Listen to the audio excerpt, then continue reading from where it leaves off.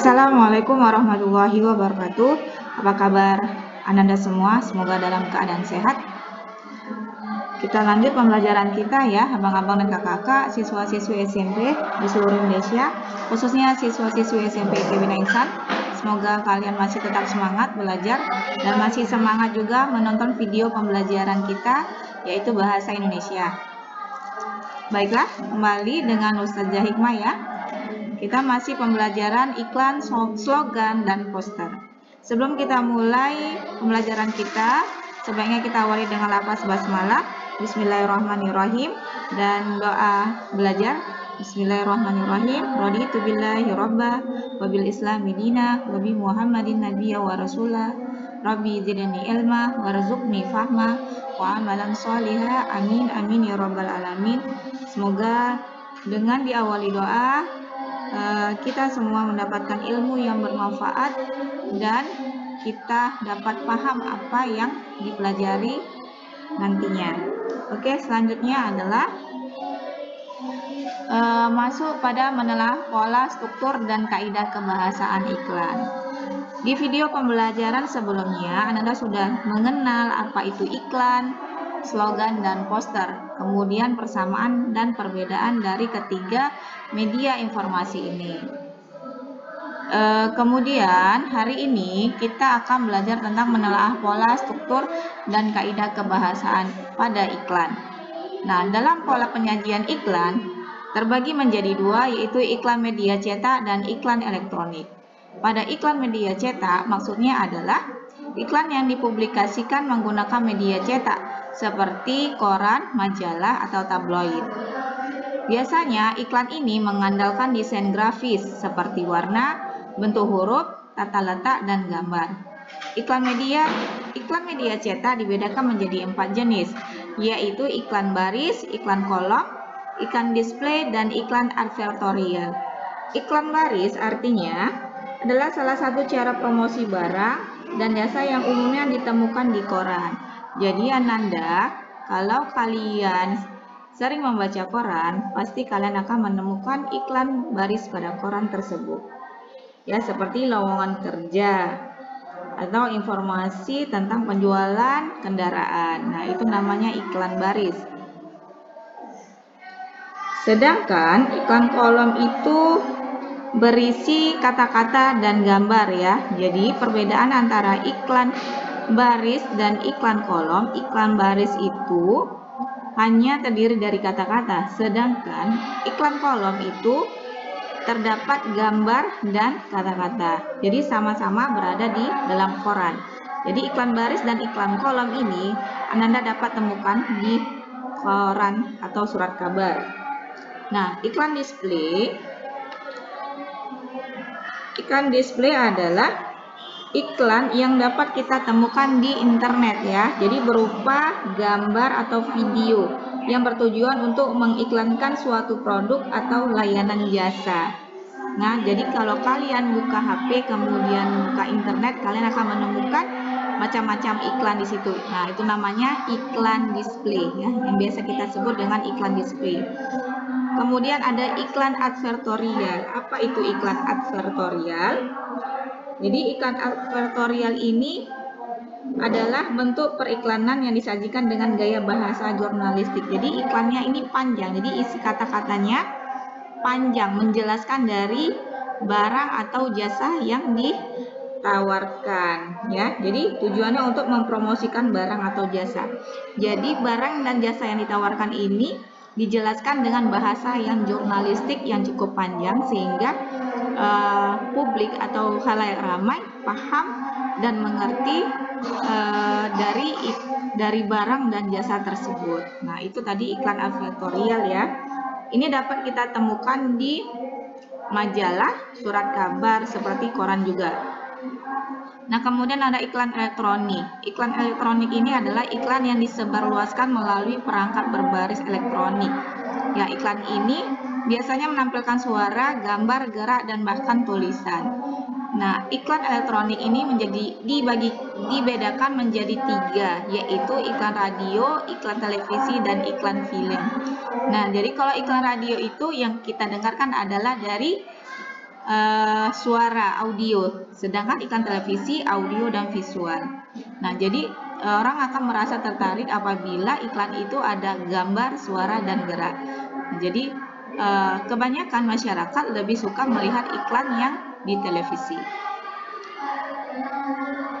Nah, struktur teks iklan. Nah, dimaksud dari struktur ini adalah bagian dari teks iklan. Nah, apa saja bagiannya? Yang pertama itu ada judul iklan. Nah, judul iklan ini berada di bagian atas dari iklan. Yang kedua adalah nama produk atau jasa.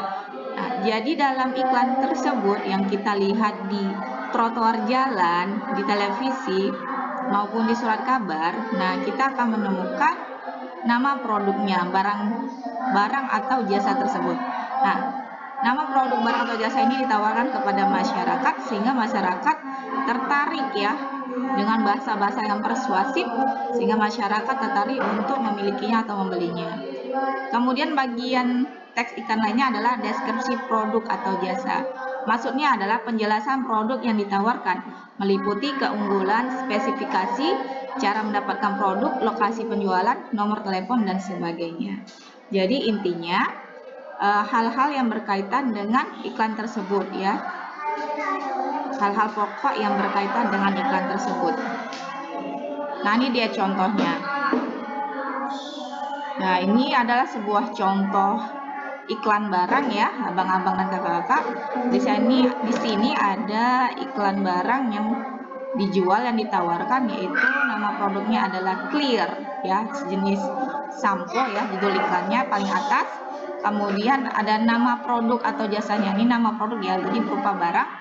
Jadi namanya adalah Fresh Cool Lemon ya, jadi jenis baru dari Clear. Nah, di bawahnya ada deskripsi tentang produk tersebut ya. Disikat habis, gatal, dan ketombe 100% percaya diri. Jadi setelah kita memakai produk ini, maka hilang gatal dan ketombe pada rambut kita.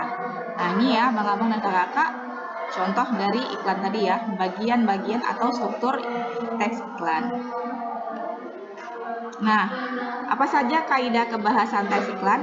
Jadi dari iklan juga kita harus paham juga dari sisi kaidah kebahasaannya. Nah, jadi kebahasaan teks iklan itu harus menggunakan slogan. Jadi slogan itu adalah berupa kata-kata singkat, padat, dan menarik sehingga khalayak ramai tertarik untuk membaca. Kemudian menggunakan kalimat persuasif. Yang dimaksud dengan kalimat persuasif adalah kalimat yang membuat masyarakat tertarik ya, membujuk masyarakat ingin mempunyai barang atau menggunakan jasa tersebut. Dan yang ketiga adalah menggunakan subjek orang pertama, tunggal, atau jamak. Ya, jadi dalam kalimat teks tersebut ada kata saya, aku, atau kita. Nah, setelah kalian mengenal itu apa iklan, cara contoh-contoh iklan, maka kalian dituntut juga untuk dapat menulis iklan, yaitu teks iklan dapat disajikan dengan menarik dan kreatif. Penyajian iklan hendaknya memenuhi beberapa kriteria penulisan iklan. Nah, apa saja langkah-langkah penulisan iklan? Yaitu yang pertama, menentukan topik dan tujuan. Yang kedua, merumuskan pesan atau amanat. Yang ketiga, merumuskan kalimat yang menarik, singkat, padat, dan jelas. Dan yang keempat, menuliskannya dengan huruf besar dan dengan paduan warna yang menarik sehingga mudah dibaca dan diingat. Nah, jadi itulah langkah-langkah ketika kita menulis iklan ya. Yang pertama, menentukan topiknya. Ya. Selanjutnya, setelah kita menulis iklan, kata-kata yang sudah kita tulis sebelum ditayangkan atau dicetak di media cetak atau di media elektronik, sebaiknya iklan tersebut yang sudah kita buat disunting terlebih dahulu ya. Sebelum iklan dicetak atau ditayangkan, proses terakhir yang dilakukan adalah penyuntingan. Penyuntingan bertujuan agar iklan yang dicetak atau ditayangkan bagus tanpa ada kesalahan. Ya, jadi ketika sudah tayang iklan tersebut, kita akan melihat suatu kesempurnaan dari iklan tersebut. Jadi tidak ada kesalahan pada iklan tersebut. Nah, jadi hal-hal apa saja yang perlu diperhatikan dalam penyuntingan iklan?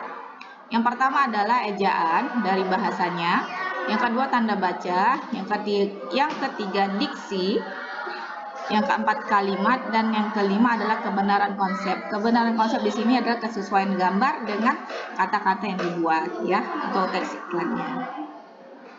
Ya, sampai di sini abang-abang penjelasan tentang iklan, slogan, dan poster pada episode kali ini. Semoga abang-abang dapat memahami penyampaian yang sudah Ustazah sampaikan. Bila tidak mengerti, abang-abang dan kakak-kakak lakukan lagi atau buka kembali videonya dari awal dan dengarkan dan simak penjelasan Ustazah sekali lagi. Nah, setelah abang sudah mengerti penjelasan dari Ustazah, untuk memantapkan materi kita hari ini, Ustazah akan memberikan tugas, yaitu 5 buah pertanyaan yang harus abang-abang dan kakak-kakak kerjakan, dan kerjakan di buku tulis. Jadi, jawablah pertanyaan-pertanyaan di bawah ini dengan benar. Yang pertama, tuliskan struktur teks iklan. Yang kedua, tuliskan ciri-ciri kebahasaan iklan. Yang ketiga, bagaimana langkah-langkah menulis iklan. Yang keempat, sebutkan hal-hal yang perlu diperhatikan dalam penyuntingan iklan. Dan yang kelima, mengapa bahasa yang digunakan dalam menulis iklan harus menarik. Ya, jadi ini adalah pertanyaan-pertanyaan yang kalian kerjakan.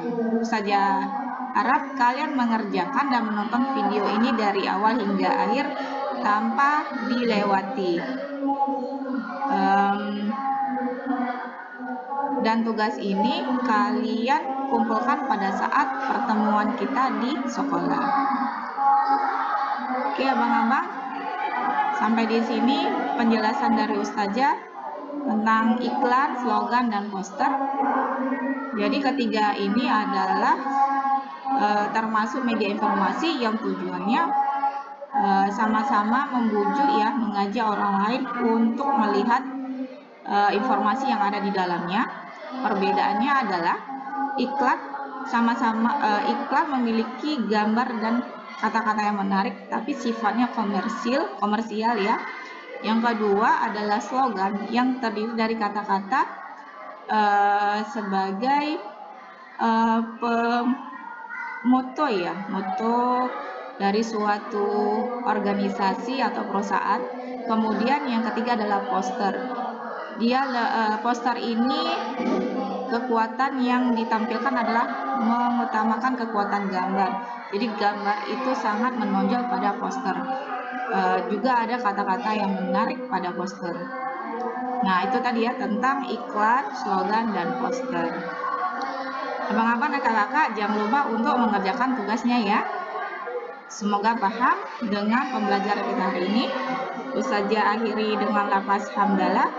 Alhamdulillahirabbil alamin. Ustazah mohon maaf apabila ada kesalahan dan kekurangan dalam penyampaian pembahasan ini. Apabila ada tidak yang dimengerti, silakan Anda tanyakan ke Ustazah. Dan sampai jumpa di video pembelajaran selanjutnya. Ustazah tutup dengan Assalamualaikum warahmatullahi wabarakatuh.